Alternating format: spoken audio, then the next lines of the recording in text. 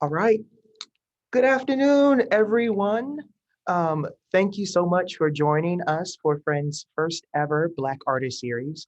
If you don't know, I am Sheldon Imba, Director of the Music Theater Program here at Friends. And through collaboration with Friends Dance and Multicultural Department, we are able to gift you with this special treat in honor of Black History Month. This series exposes students and the Wichita community, and I can even say communities outside of Kansas now, into the intersectionality of African Americans and the arts, challenging them to appreciate the cultural differences and revel in the similarities. Through a series of guest lectures, master classes, and workshops, the Wichita community will gain an understanding of how African Americans express their art and also be able to walk away with new methods and apply the newfound knowledge to their craft.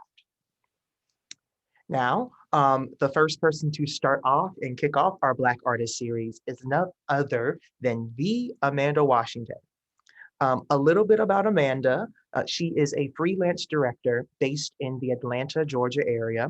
She currently teaches at Kennesaw State University's Department of Theater and Performance Studies as a part-time assistant professor. Her directing credits include August Wilson's Gem of the Ocean, Dejanay Sears by Harlem Duet, and Mary Zimmerman's Metamorphosis. Washington is also the creator of Theater from My View, a YouTube channel geared toward exploring theater through a woman of color's perspective. Early in 2020, Amanda started her qualifications to become an intimacy director and choreographer. In May of 2020, Washington received her Master's of Fine Arts in Directing from the University of Southern Mississippi. So that's Amanda. Yeah, everybody. Woo! So before we get into it, some quick housekeeping rules. You're free to have your camera on, but please have your audio off. Feedback and echoing, oh, that'll get so crazy. Yeah. And we also ask that if you have any questions, please write them down in the chat or write them down on a piece of paper. All questions will be addressed at the end. So without further ado, here is Amanda Washington and her workshop, Unheard Voices, African Americans in Theater. Hi, everyone. Happy Black History Month. I'm so happy to be spending these couple of moments with you all. Thank you, Sheldon, for such a lovely introduction. So there is a lot I am about to cover, so let's get right into it. Like Sheldon said, I'll answer questions at the end because it's kind of, when you hear the whole story, then it will make sense. If you only get part of it, you might be moving a little bit too faster than what I'm going at. But yes, write them down. I'm so happy to answer questions. All righty, let me share my, wow. We practiced this multiple times of me sharing the screen, and I went straight to the PowerPoint thinking you could see it. All right, hopefully now you all can see the PowerPoint. Is that correct? Yes, no, maybe so. Sheldon, can you see it? Okay, great. Cool. So Unheard Voices, African Americans in Theater, presented by yours truly. So the purpose of this workshop is we'll be diving into the African Americans' involvement in theater and how that involvement has not always accurately been represented in the entertainment world due to false stereotypes and preconceived notions. I do want to give a precursor of this is a brief recap, and there is way more intricacies that go on with this lecture, but you can't put all of that in an hour and a half. So just know we are just barely scratching the surface. But not only am I pointing out in this lecture, like, this is what's been happening, I'm also going to give some methods on how to stop this from happening, because I'm a very solution-based person. There can be a problem, but we need to also find or work towards a solution, in my opinion. That's how I like to roll as an artist. So, like I said, scratching the surface, a brief recap. So, theater for African Americans happened in Africa before we were transported to America. And that style of theater took place as griots, which is also another way of saying storytellers, improvisation, song, and dance.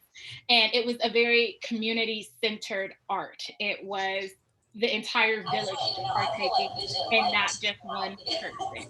Hey, could someone mute their Uh-oh. mic? I think I am hearing it. But we will also keep going. Hi. Um, and this style also carried over into the United States of America. So that was before 1619. And then obviously years happened between 1619 and 1800. This is one of the moments where we're just going to skip over that because it's so much, so finite, so detailed that what you need to know, we're starting at 1800.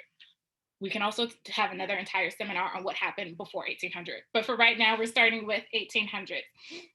And what we're starting with is in this time period of 1800s, African Americans weren't really allowed on stage. And when I say African Americans, I also mean Blacks or anybody who was classified as a slave. Their presence on stage was not really seen. It was rare to be seen on stage. So in 1821, a man named Mr. Brown opened up the Grove Theater. And the African Grove Theater was a theater focused primarily on African American work and putting African Americans on stage. And it's it was so famous and popular because in this time, one, African Americans hadn't been seen on stage, but two, the African Grove Theater had two famous actors come out of it. Ira Aldridge, who went off to Europe to perform great works, and James Hewlett, who after the African Grove Theater, his history kind of gets a little spaced out and far between. But it's a great marker in history because people had labeled African Americans only to be able to do a sketch and comedy show similar to what they were doing in their native land of song, dance, and improvisation, even though they weren't on stage, a sketch and comedy show just done for the masters. So when the African Grove opened, they had those two famous actors that I told you about who were performing Shakespearean work. And so it's like, oh my gosh, African Americans can master the language of Shakespeare, and not only master it, but to do it well, and people want to find this entertaining and spend money on it. It was a phenomenon. But unfortunately, white people, and when I say white people, the African Grove Theater was located right next to the Park Theater, and the Park Theater was a white theater performing minstrelsy. And they did not appreciate how much clout the African Grove Theater was getting, so they sent white hecklers into their audience, into the African Grove's audience, so that the theater would start to be disrupted, and ultimately the theater had to close down. So that was from 1821 to 1823 when the African Grove Theater was prevalent. And as I mentioned before, minstrelsy was happening before that time period, but it really takes off in 1830. And for those of you who don't know, minstrelsy is a song and dance comedy sketch show. And as time progressed, minstrelsy started off as something fun and lighthearted and not necessarily bad, but it morphed and it changed. Thomas Rice is known to be the father of minstrelsy. He performed a character called Jim Crow. And the material he took to perform his character Jim Crow is there's a couple of theories out there. So there's one that Jim Crow was a folk tale that can be traced back to African culture. And there's the other myth that Jim Crow was a slave and Thomas Rice saw him performing one day on the plantation and took his material and put it on stage. However it came about, Thomas Rice is famous for his performance of Jim Crow. And what makes Jim Crow so offensive in the African American community is that not that it's based off slaves' work, but it's based off of inaccuracy. Rice would paint himself with shoe polish or burnt cork so the audience would know he's portraying a Black person. And then in his performance, he characterized Blacks as lazy, ignorant, superstitious, hypersexual, thieves, and cowards. The routines became over exaggerated, far fetched, and started to place Blacks or African Americans in a negative light. These routines were caricatures, and these caricatures formed into stereotypes. And so this routine is even linked, the Jim Crow routine is even linked with the laws that were created after the Civil War to prohibit Blacks from participating in everyday action. I'm pretty sure you all have in some way, shape, or form heard of the Jim Crow laws. And those are restrictive acts because they thought, okay, one, we don't want African Americans or Blacks to be free to a certain extent, but also let's base it off of this person who has become really famous for impersonating a negative form of Black people. Time moves forward. As you get to the end of the 1800s and start moving into the early 1900s, you get Black people starting to do blackface and perform in minstrel shows. You have Bert Williams and his partner, whose name is escaping my mind right now, who are famous for performing blackface. Their show is called Two Real Coons. Yeah, because obviously white people put on blackface and called themselves coons. And then Bert Williams was like, well, we're actually Black and we're putting on blackface. Let's call our show Two Real Coons. He became famous. And what he did with his art, with his craft, is he said, yes, we're going to perform this song and dance sketch routine that you all have taken from our native land, but we're also going to put in subtle hints of liberation and political change that we would like to see. It's very interesting with the career of Bert Williams. He exaggerated and took part in the stereotypes that were produced about Blacks and African Americans. Yet when he was not on stage, he made sure he dressed to the nines. I was reading in an article, he said, I wanted to dress as if I was on the same level, or he actually was on the same level because we're not under anyone. He wanted to dress as white people so people would see him as equal and know that the character he was putting on was only for this stage. So that's just a little bit about minstrelsy and how that's actually the foundation of how a lot of the stereotypes that are surrounding African Americans and Black people today got started. You move forward into the 1920s, and there's the Harlem Renaissance. And the Harlem Renaissance is really just a birthing of all of this art. And when I say art, I'm not just talking about the theater industry, but actual drawing, painting, sketching art. And then there's music, and then there's the dance and costumes. It's really a birth, a mecca, if you will, of just all of this greatness combining into one, happening in New York City, in Harlem. And so that's the Harlem Renaissance, which is a great reference for us in getting some of the work that we have today, such as Langston Hughes' works and Cab Calloway and people like that. You move into the 1930s, and this is a great moment for theater, for African Americans in theater, because one, the Depression is happening, but two, FDR, who's the president in the 1930s, he gives money to the Federal Theater Project, specifically to the Negro Theater Project. And 23 theaters around the United States were able to open up during this time to perpetuate African American theater. And so instead of performing these minstrel shows that have been famous all the way up into the 1930s, so it's about a 130-year career. Wow, 130 career of blackface. That does not seem appealing. Anyways, 130-year career of minstrelsy, and it starts to die off now with the Federal Theater Project and the Negro Theater Project that was started under that. And so you have technicians, playwrights, actors, directors, and getting employment during the Great Depression and funding their work and funding the work that they want to see in the theater industry at this time.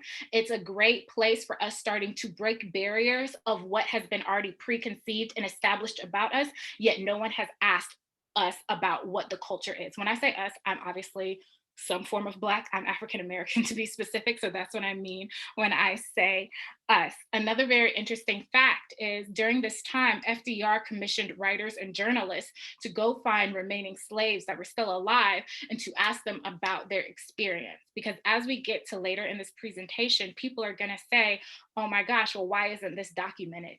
It is very much so documented. FDR had these writers and journalists, like I said, go get the stories, archive them for historical purposes. So there is ways to find the accuracy and how African Americans lived and what they're truly like.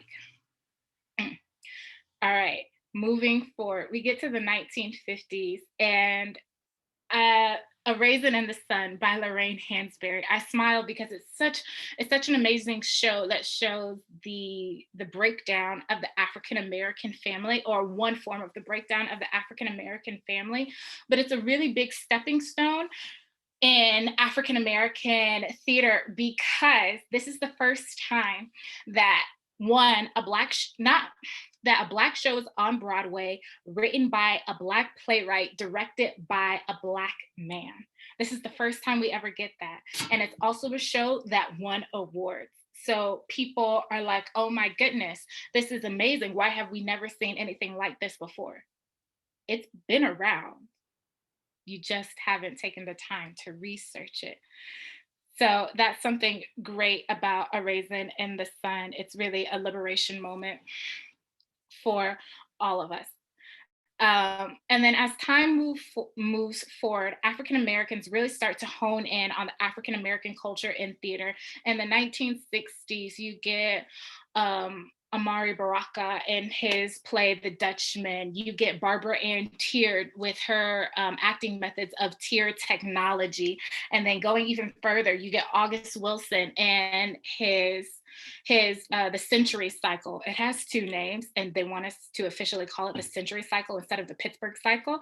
So you get August Wilson Century Cycle. You get people as you move into the 2000s, 2010s, and now we just started the 20s of Katori Hall, Danya Arlove, Dominique Marceau, and so many other people who are writing about the African American experience, and not just writing about the dramatic kitchen sink story, but also just everyday things that happen within our lives of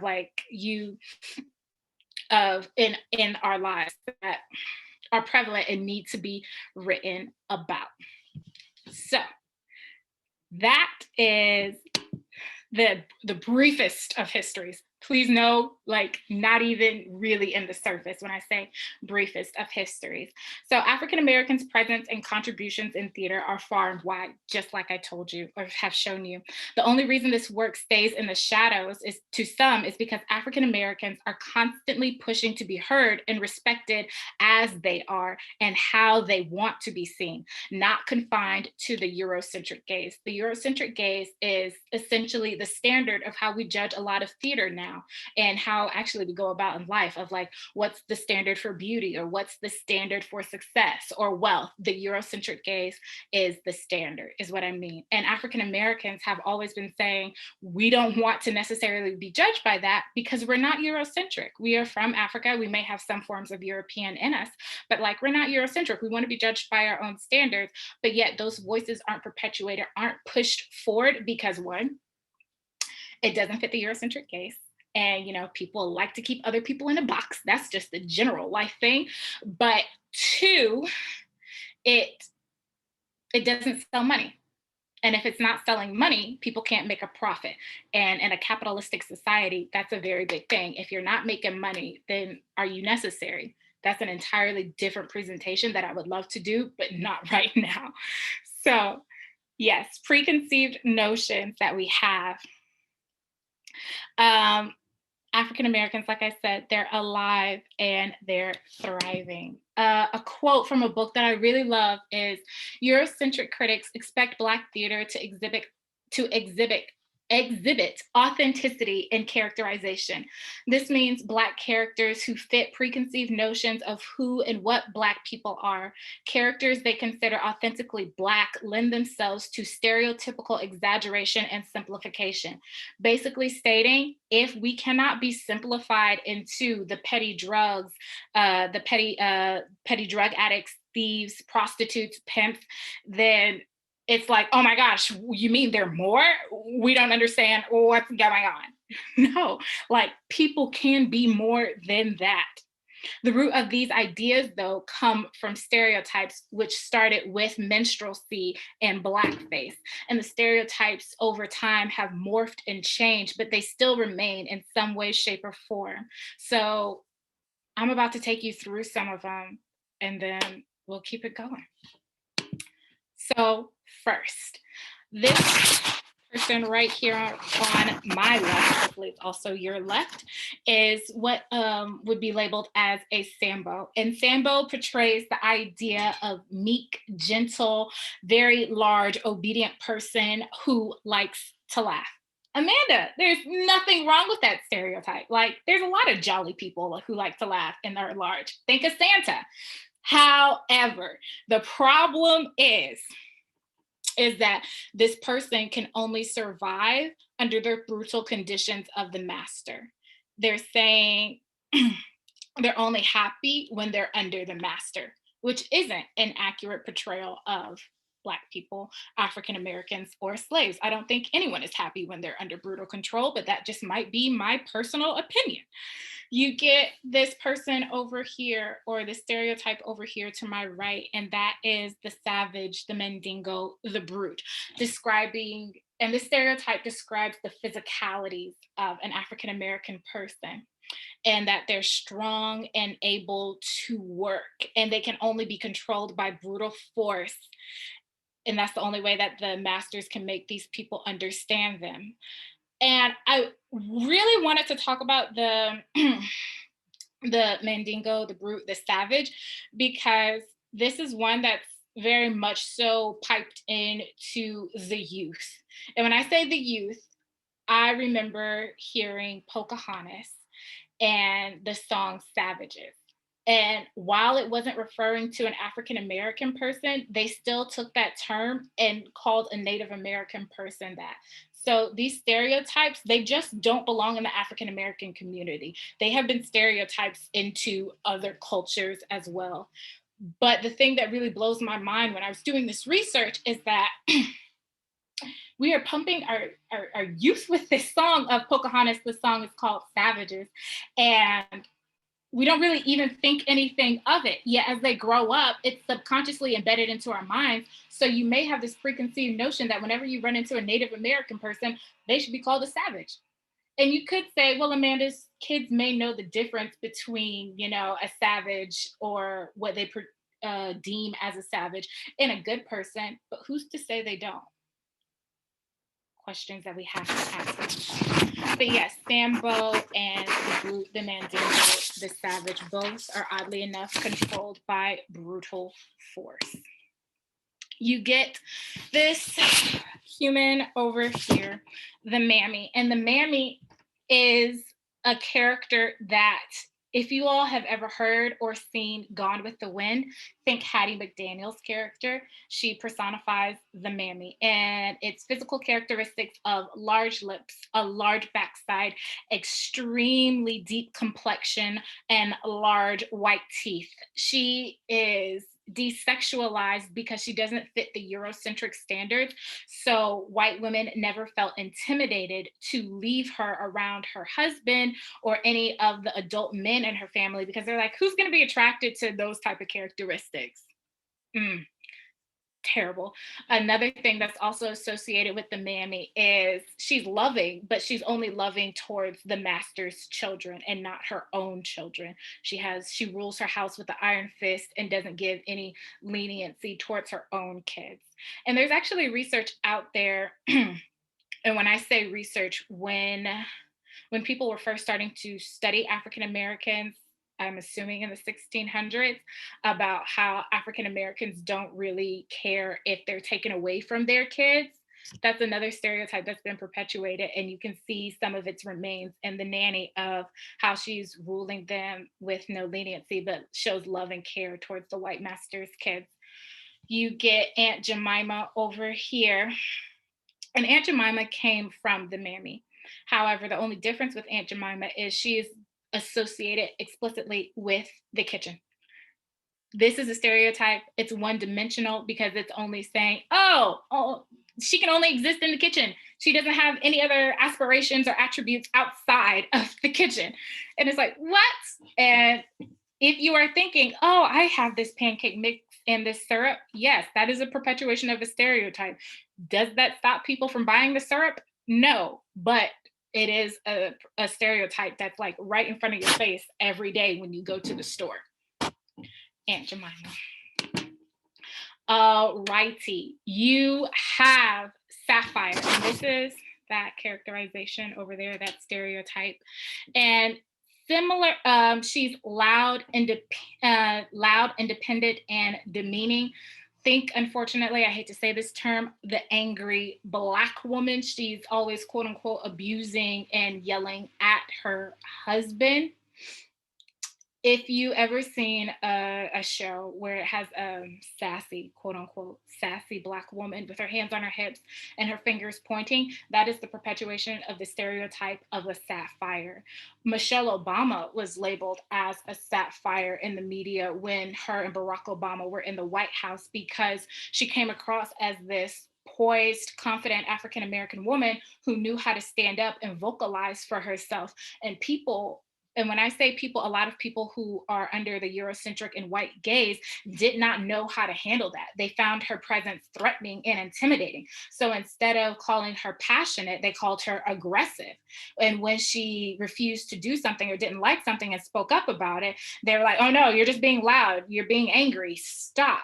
So they labeled her as a sapphire, even though there's nothing wrong with being confident. There's absolutely nothing wrong with being confident.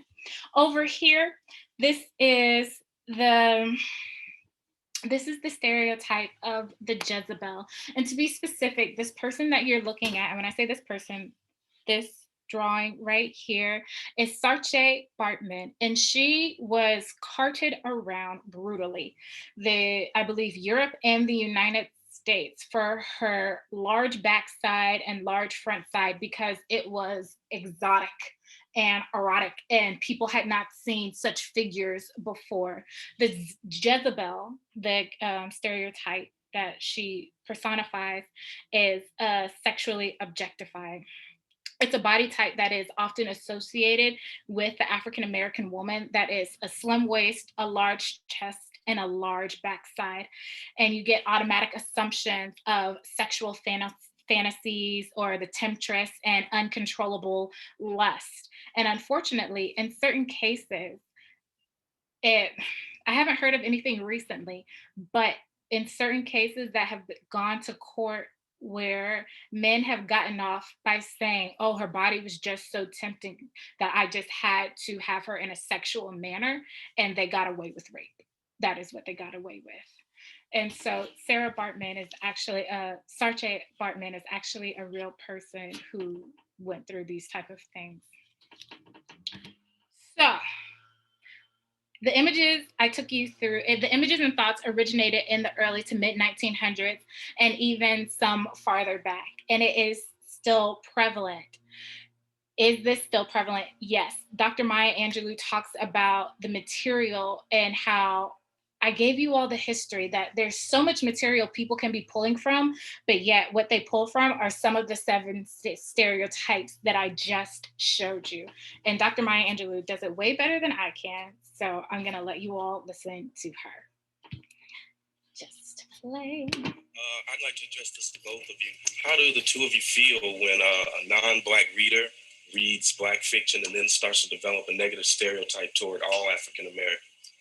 Oh, I'd like to answer that. When non-Black readers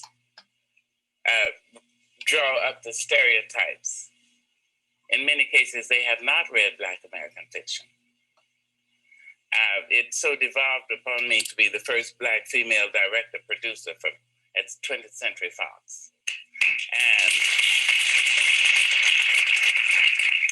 And I met men, mostly men, some women, but mostly men, white, who wrote characters for television sitcoms. People who had never shaken hands with a Black person before, and certainly never read Richard Wright or Ralph Ellison or Ann Petrie. Never. But they wrote these characters. Black actors enacted those characters. And in my life, I've been Black a very long time. I have never seen anybody who naturally says things like, dynamite. Never in my life. And yet, the characters were shown. And then little Black kids sitting in Des Moines, Iowa, and Toledo, Ohio, and Savannah, Georgia, watched the television. And they said, that's Black. And then they went out to do imitations of the bad imitations of themselves. Yeah. So when you say that non-Blacks read our fiction or our prose and then are stimulated to write bad imitations, I think you have to rethink that. They do not read. If they did read, they might say, well, I think I'm not really qualified to write this. Yeah, I love that. I love it because she is talking about people need to read. We need to do our research so that we can start perpetuating. I'm not sure if I want good stereotypes out there, but we need to start changing the negative ones for sure. And this Good Times aired in the 70s. It's also a little bit too old for me, but it's still going on. Not the show, but the lack of research and reading and the simplification. Because, or not because, I will give you an example. I'm not sure how many of you are familiar with the movie Queen and Slim. It came out in 2019, and it's basically about these two African Americans. They go on a date, and bad things happen, and they end up being on the run from the law. However, when this movie came out, people automatically associated it with Bonnie and Clyde. However, there's a vast difference. Queen and Slim are forced into their experience. The last time I checked, Bonnie and Clyde willingly robbed all of those banks. They were willingly criminals, okay? They chose their experience that they had. Yet this comparison to Queen and Slim as Bonnie and Clyde helped to simplify a really intricate and detailed story to fit into a white archetype. And the writers knew that this was going to happen because they even have the uncle say in the movie, oh, y'all are the new Queen and Slim, to one, say, hey, we know y'all are going to do this, but two, it's not right. The simplification of these characters is a form of suppression, oppression, and dehumanization. And once again, it's seeing people as one-dimensional. That's a really big problem with stereotypes. It's only seeing a person, a culture, a race as one-dimensional. So, like I said at the beginning of this, I am hugely solution-based. How do we fix this problem? And I'm not sure fix is the right word, but how do we go about changing this? And here we go. All right. So this is a quote. Sometimes I think that theater is the last bastion of segregation, just because theater is supposed to be progressive, but yet sometimes we are really behind on the ball, and we only expect one type of thing in many cases, but there can be a whole lot for our expectations, if you will. All right. So I have come up with some form of a cultural conscious checklist. This is by no means exhaustive, just a great place to start. Emphasis on the start, not end. I think there's always ways for us to be evolving, so how we can be more culturally conscious and more inclusive and accepting of the brothers and sisters and people that are surrounding us. So, first, expectations and cultural biases. Do not expect the African Americans to rewrite A Raisin in the Sun just with a different name. Meaning that show was great. It showed family dynamics within the African American community that really hadn't been seen before. It won awards. It was on Broadway. It had an African American team, almost all African American team leading it. However, there are more stories out there for us to write. Mike Liu, and I included him because he's an Asian American, and it shows that African Americans aren't the only ones who are experiencing this problem, said in an article, I'll disband my roving gang of 30 Asian playwrights when you stop doing Asian plays in yellowface, exception David Henry Hall, that's the name of the article, said. I would posit that when it comes to writers of color, we're being subjected to an anthropological gaze that places our plays under the context of ethnic work, some kind of category apart from the new plays and judged by a separate criteria.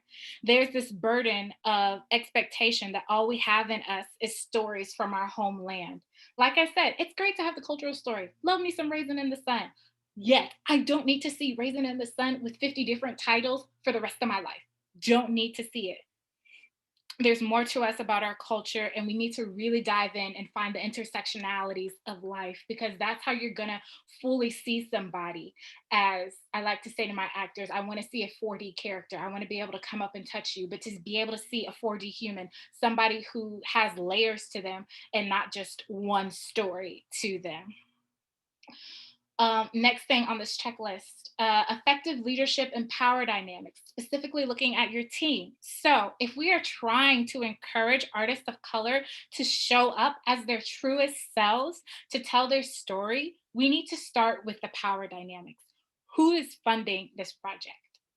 Money talks, as I told you before. The reason why a lot of accuracy hasn't been put into the media is because money isn't funded.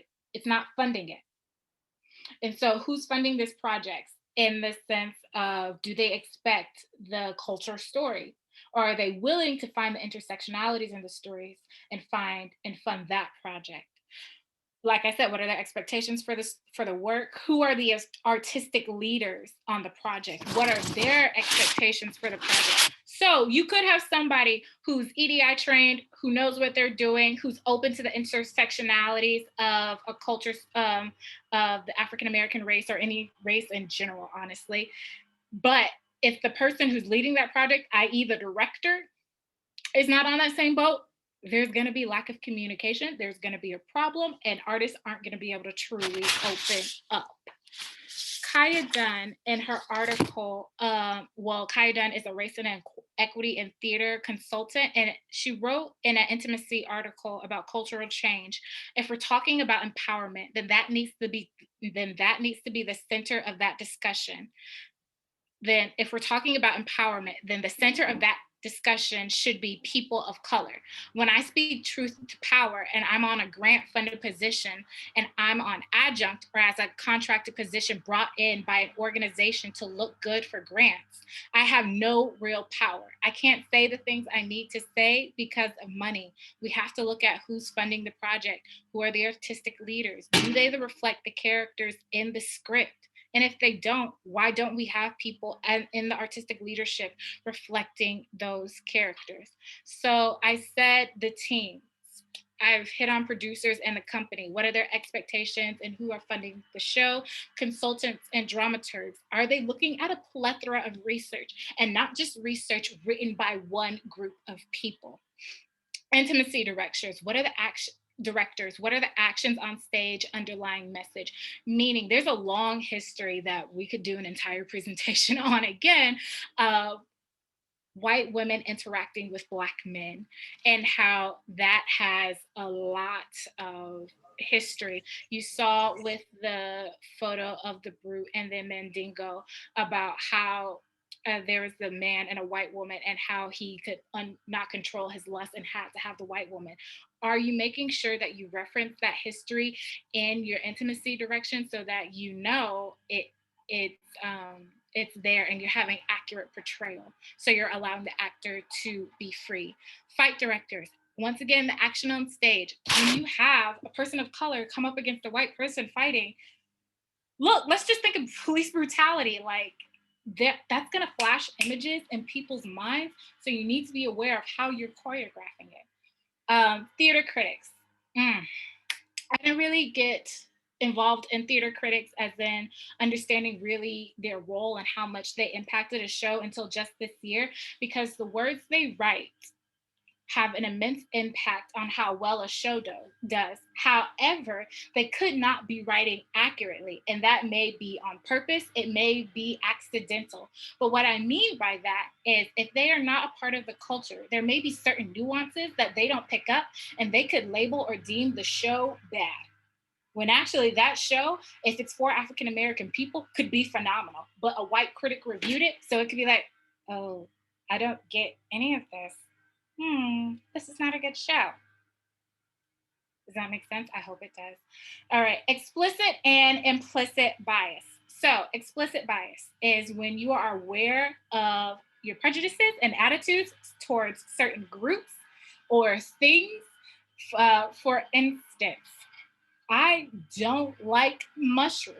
I have an explicit bias towards them. Therefore, I avoid anything that has mushrooms. I am aware of it. I know I have a prejudice against it. It's like, don't put it towards me. I'm aware of that. Implicit bias involves all subconscious feelings, perceptions, attitudes, and stereotypes that have developed as a result of prior influences and imprints. It's an automatic positive or negative preference for a group based on subconscious thoughts. So an example of that is I was reading an article in the How Round, and the author brings up how a survey went out about a CEO who was interviewing for the job. Now, both the CEOs were talkative. However, the man who was talkative got higher ratings than the woman who was talkative.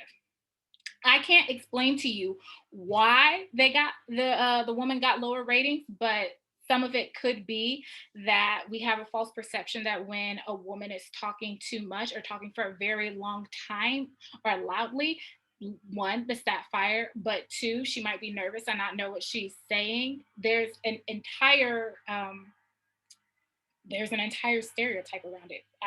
Some people may be familiar with Chatty Cathy.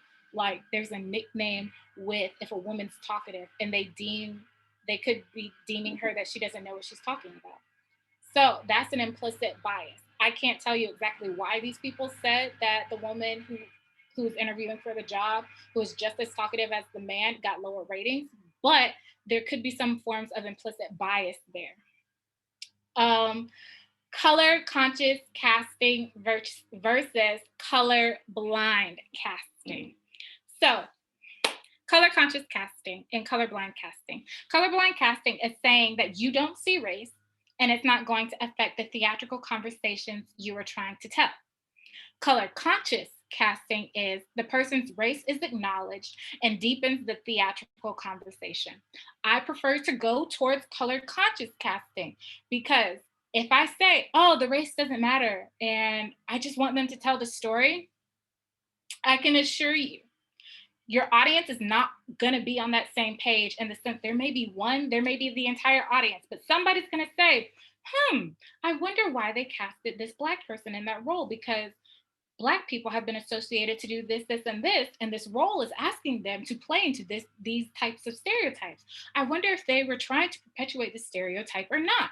I prefer to go towards color conscious casting, so my audience members don't have that question, and I'm also 2 steps ahead of them in that game as well. So how do you know you're doing color conscious casting?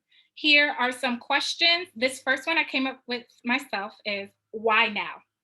First and foremost, why is the show you're doing, why is this story important for the world to hear or see right now? It doesn't have to be something that that society has to hear, but it should be something that will help society. So that's the first question you should ask when you're taking steps towards color conscious casting. The next 3 steps come from Lavina Jadwin, and she has these questions that I ultimately love.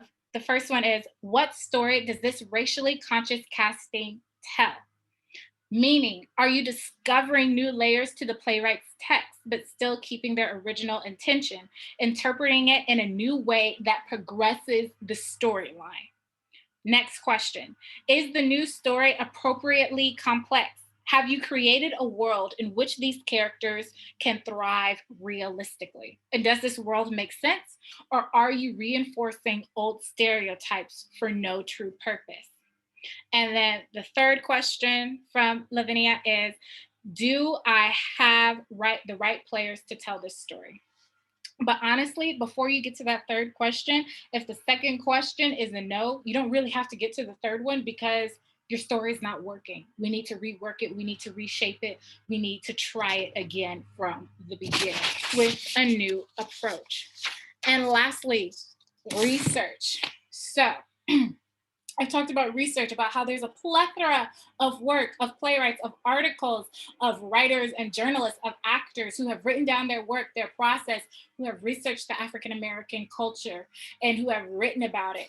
Research the text that you're doing, and then make sure in that research, you're not only listening to one group of people, but to people inside that culture. A lot of people, when they do research on the African American cultures, I've noticed they pull work that is from a white person, but it's like, I don't understand, why wouldn't you get the work from a Black person? Like, it doesn't make sense. Or at least go out and find that work. Like, make sure you are pulling work from that culture. Absorb information. That comes directly from the culture and not someone speaking on that culture. So, okay, well, I can go to questions. But to wrap it all up, African Americans' voices are loud and thriving in the theater industry. The only reason they seem to be unheard is because of perpetuated false stereotypes and people's refusal to educate themselves on the matter, or the work not fitting into the Eurocentric gaze. And that is it. Questions, comments, concerns, let me know.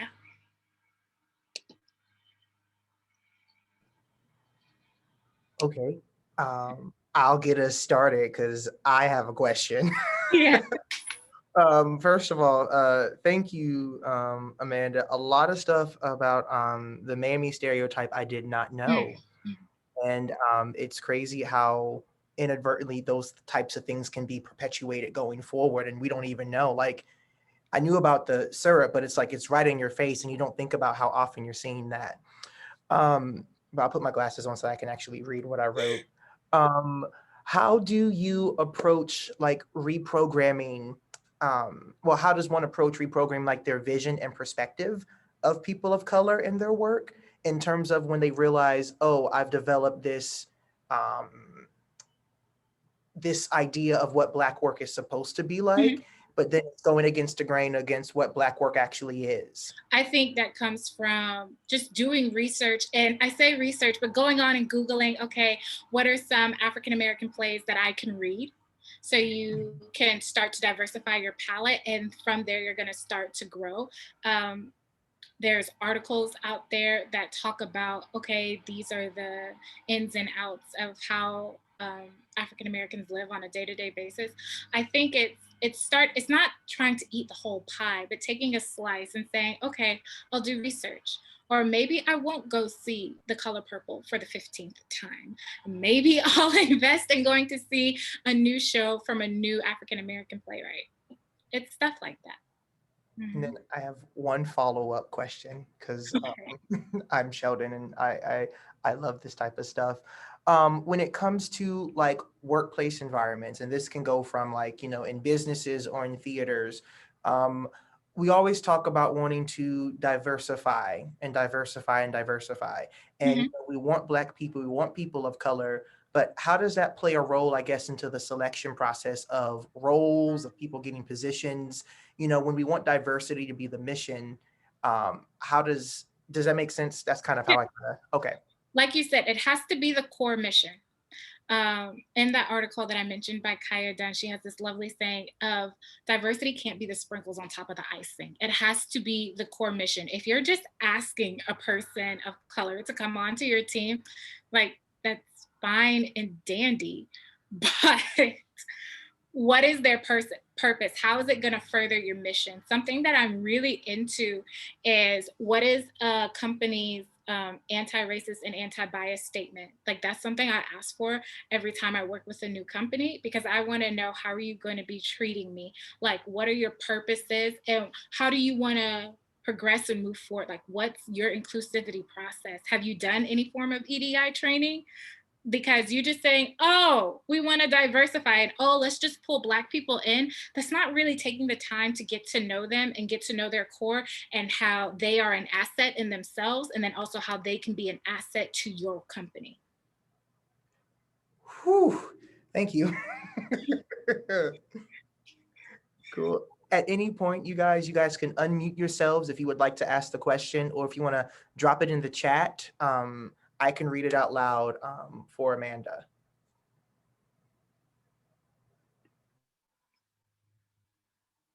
I don't bite, I promise. Hi, this is Teresa. I was just asking, I'm planning on being a teacher, and I want some good works to kind of, that I could present to young adults. I also have an 11-year-old daughter that I want her to learn to appreciate diversity, and kind of, I'm exploring how to understand other cultures as well. I mean, I know that was about to come out wrong. I have a Muslim friend, one of my daughter's best friends, and so I'm still trying to find out even about their culture as well. So, but I know there's lots of ways that white people accidentally, step on cultures even when they don't mean to. So, so having some works that we could explore would be helpful. Sorry. No. Okay, so when you say works that we could explore, are you specifically speaking on theater works or outside of theater? Because if it's outside of theater, might have to go do some research for you. No, theater's fine. Okay. Theater. So Barbara Ann Tier has the Tier Technology book. Actually, oddly enough, it's right here for me. It's Barbara Ann Tier and the National Black Theater, and it documents her journey on where she saw African Americans in the 60s and where she wanted them to go. There's also the book that I quoted from in this presentation, Afrocentric Theater by Carlton and Barbara Mollett, and it breaks down way more detailed what I just presented about where theater has started for African Americans, and then gets into the nuances of how it's shaped over time. So those are just a few books that I recommend. Critical Race Methodology. I'm trying to think of the name. I will find it and I will put it in the chat, or have Sheldon send it to you. But Critical Race Methodology, that's an article actually that can be found online, and it does a lovely job in just taking steps towards inclusivity and diversifying your palette. Thank you. You're welcome. We did have a question pop in the chat. This is from Alyssa. Any thoughts on the musical Hamilton? Was this a good example of shattering those stereotypes? Am I a bad theater person if I only said I watched Hamilton once and I was in and out of it? Okay, so I appreciate what Lin-Manuel did. I really do. I think Hamilton, it's so hard because once again, I went in and out of it. I think it did good for shattering stereotypes, but I also think it's like, but that unfortunately wasn't the role that we were given or that we participated in. So it allowed you to see yourself in a new light in the what if possibility, but it also reminded you that wasn't the role we played, and that wasn't how progressive America was. Probably not the answer you were looking for, but that's the answer I have. But it was a great answer. And can you say more in case I know what you mean by you say that wasn't? Also, hi, Amanda. I'm Saida. I'm the director here of Multicultural Engagement. You did a phenomenal job. You look great and love the presentation. But in terms of the comment you just made, can you just say more to that? Like that wasn't our role, so people can know exactly what you mean. African Americans, we were free labor in that time. And we were not in huge positions of I have a history minor. So this is where it's like, okay, I have to remember some of these years and dates. Thank you for making sure I use my BFA. So not the golden age, post-Civil War. African Americans definitely have huge leader positions in politics.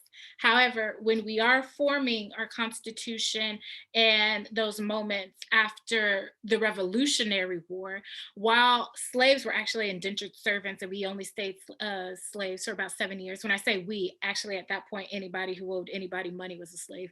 So we were only indentured for about 7 years. While their role was may have been prevalent, it was not to the extent of someone like Alexander Hamilton or George Washington. So that's what I mean by the we. Like, we weren't in those leadership positions. We may have been whispering in people's ears, but we weren't able to be in the room where it happens. We weren't able to be there, if that makes sense. Thank you. Follow-up question. Yeah. So I appreciated everything you said, especially when we talked about like women and the portrayal of women in theater, because I noticed it in terms of like a Black woman, even on like Disney Channel, right? Like she'll be an overweight secretary with an attitude, a snappy comment. She has no name, no backstory, whatever. Mm-hmm. So over the past few years, like we've seen Issa Rae and Ava DuVernay and right, all these people who are coming up, Lena DeWatt. I was like, what's her name? They're coming out, and so I'm curious for you. Do you think it's necessary for writers and storytellers to focus on telling the story to this audience, like to me, and then other people watch it and they go, I don't get it, and or like telling a story that's also like helping other people learn about our culture? Because like I don't watch Blackish because I just am like, who is this for? But like a Black woman's comedy show, I'm like, oh yes, right? Or Insecure, like those are things, they be doing some craziness on Insecure. But even so, it's like everything about that I can connect to. Like I can't connect to friends. And so I'll see people who will go like, well, what are you watching? And I'm like, well, child, I'm really watching Living Single. And then they watch and it's like, I don't really get it. And so they miss other opportunities of entertainment to learn about our culture. Because we're not just slaves. Like our history didn't start at slavery. So my question to you is like, how do storytellers and authors hold those tensions for the good of society, I guess? I think in a sense you answered your own question.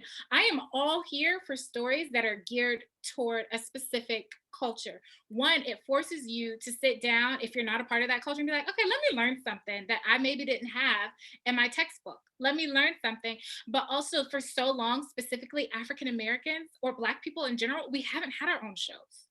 And so it's like, I don't mind if someone says, oh, I don't get it.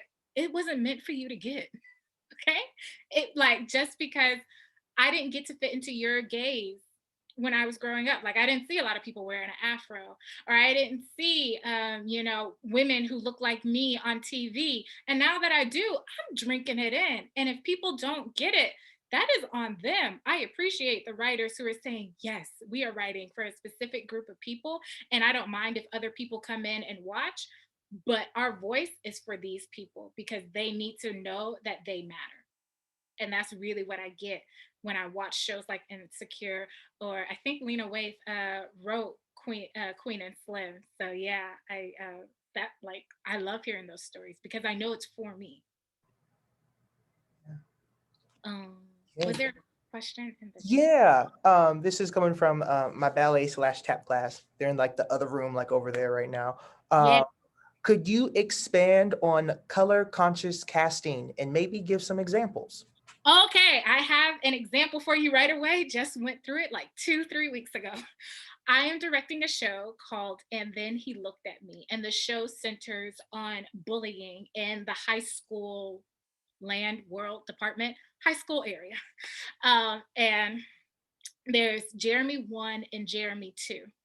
And Got to get the story right because they're both named Jeremy. Jeremy 2 is bullying Jeremy 1. And I cast a white actor as Jeremy 2. And I cast a Black actor as Jeremy 1. But the show already talks about bullying, and that is a huge, in-depth, intricate thing in itself. Take race out of it. Adding the layer that Jeremy 2 is bullying Jeremy 1, Jeremy 2 is white, and Jeremy 1 is Black. It's like, do I want to tell the story of a white kid beating up on a Black person? Is this going to detract from Jose Casas? That's the person who wrote the script, and then he looked at me. Is that going to detract from his initial story, from his initial purpose? When audience members look at this show, are they gonna see forms of of a young white man on the road to becoming a violent aggressor towards the Black community? Are they gonna see that? And does that help propel my story? And so I asked that question to myself. And I said, I think that is, there's more to the script. I think that is what Jose Casas would be okay with if I had a white actor and a Black actor in those roles. I think he would be okay with that because the bullying for Jeremy 2 started with his family, and then it seeped into Jeremy 2 and then into Jeremy 1, and how that perpetuated cycle of bullying just keeps happening, and the need to dominate somebody. And so having a Black actor play Jeremy 1, who is being bullied and who is being dominated, I think him being African American enhanced that story, because for so long, African Americans have been dominated by white people. So when I did that casting, I was fully aware of what I was doing. And I said, okay, I'm okay with this. If I didn't break those things down, I wouldn't be able to give you one, an answer right now, but two, I'm not sure if my actors ever come to me and say, hey, we're actually having some racial issues, some racial tensions about this casting. I wouldn't be able to help them out in their process either. And you said something really interesting about why the color conscious casting was important, because sometimes I feel when I look at shows or look at castings or look at, roles and stuff that I've done or TV, it's kind of like they've always usually eliminated people of color from those types of positions. And it's always just been usually just white people in those situations to avoid it altogether, if that makes sense. Mm-hmm. And I think that's something that I've seen, from my experience working, because it's easier just to say it's not a race thing. They don't have to worry about that conversation, but we don't think about how much more fruitful the storytelling could be had we been actually okay to put the right people in the right roles to see where that could have gone. Does that make sense? It does. I really think it does. Can I add on to that, unless there was another question? So in this color conscious casting, and I apologize if I missed it, I was in another meeting. Can we talk about colorism?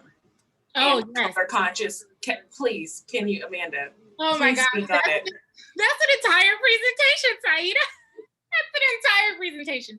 So I really can't speak on other ethnicities or races for this one, but within the African American community, there is a thing called colorism with light skin and dark skin. The stereotypes that I showed you, the Mammy and Aunt Jemima are typically dark skin or deep complexion women. And the Sapphires and the Jezebels, well, let me not say the Sapphires, but the Jezebels, the sexually objectified ones that I took you all through, they're usually light skin, of a lighter complexion. And so that is a hefty question. So you need to be aware of that when you're casting. When you say, okay, I want this role to be African American and I want it to be played by a woman, what connotations are coming with that? So is the character you're casting for usually someone who gets degraded, talked about, and when I say degraded, seen as, seen in a negative light, in the sense of she's not attractive or she's supposed to be very large, I might not go towards the deeper complexion actor for that, because I don't want to keep saying that these roles are the only roles these deeper complexion women can play. I might not do that. I might switch it up on the people and say someone who is of a lighter complexion might do that. I might say, can we rewrite the word? Hopefully it's a new play at that point. But if it's not a new play, I might not want to perpetuate that stereotype. But if it's something where the writer is purposefully playing into the stereotype, then maybe I will go to the actor who has a deeper complexion. Because if they're purposely playing into the stereotype and they actually address it some way, shape, or form in the script, in the text, in the words that are being said verbally to the audience, I might want them to pick up on that a little bit quicker. Yeah. But yes, color is a very, very much a big thing in the African American community.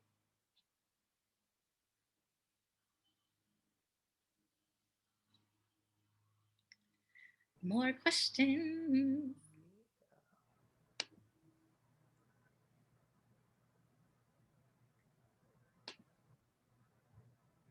Okay. Are y'all good? Hey, Rowan. Hi. Sorry, I'm not really camera ready today. I'm just gonna hop in and ask one. Oh crap, I'm sorry. I was supposed to ask in the chat. No, you're fine. I was just like, oh, I gotta get in here before they finish. I would love to hear your thoughts on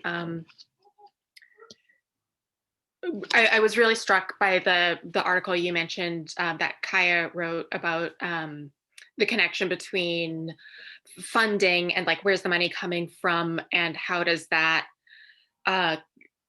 connect to not only a company's anti-racist ethos and like official stance, but also like how that connects with action.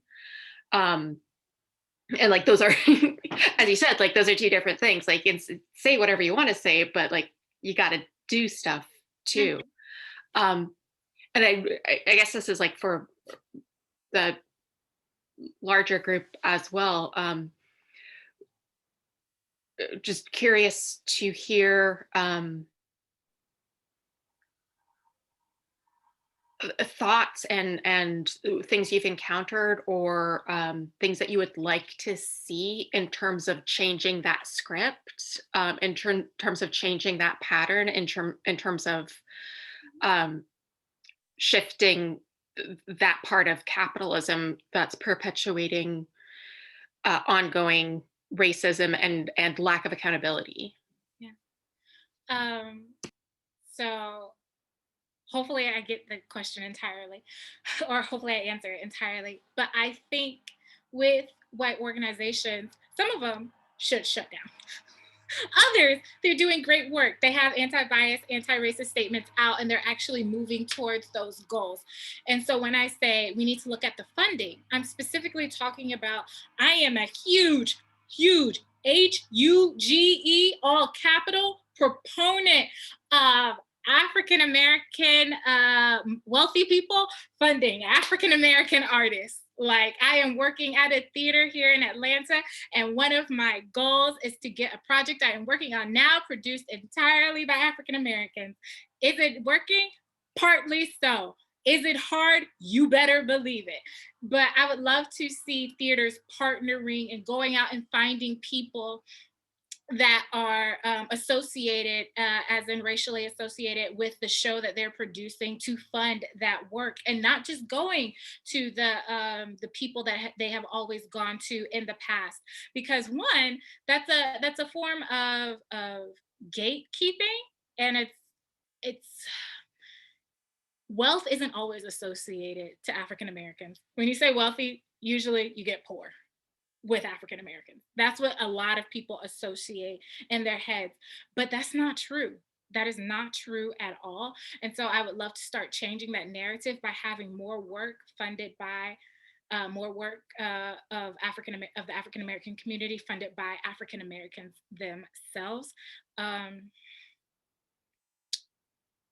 Did that answer your question? If not, can you tell me more? That's me. Okay, great. Yes. Yes.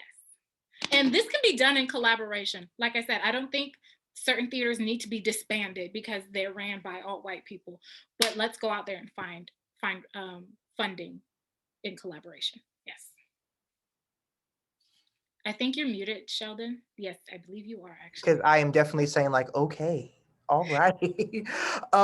So everyone, we have like literally like a minute and some change left.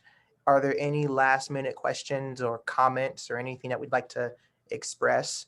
I know that Amanda, you have given us so much information, and a lot of it, I can even say is just like kind of startling of like how we're programmed kind of like subconsciously, and it's never like in like explicitly like, hey, racism, you know, or hey, I'm against, you know, people of color or black people, but it's like honestly about the, yeah, but it's like any questions or comments or concerns about that, everybody.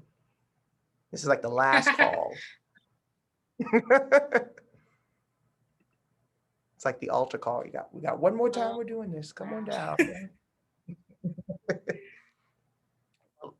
Well, okay. All right. If you guys do have any questions, and they want to ask like you specifically, Amanda, is there somewhere they can go to reach out to you if they have more questions or just want to follow up with you? Yeah, I'll put my website in the chat, and then there's a contact page on there. You can just send me a message, and I will, when I say usually, I mean like within 48 hours, respond. Okay. Well, awesome.